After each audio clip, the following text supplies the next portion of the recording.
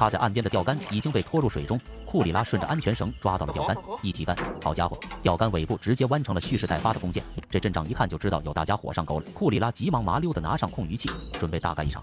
可万万没想到，这大鱼像是发了疯，开始疯狂挣扎。库里拉差点就被拖进水里喂鱼，船也像脱缰的野马，被拖着快速往前冲。库里拉那叫一个心急如焚，这大鱼要是跑了，可就血本无归了，只能死死抓住钓竿不放手。大鱼在水里那叫一个折腾，不断的翻滚，搅得水面上浪花汹涌。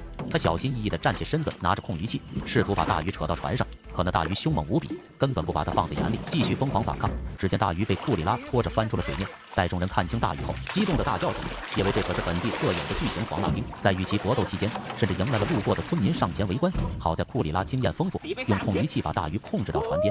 可这鱼实在太重，他根本提不动。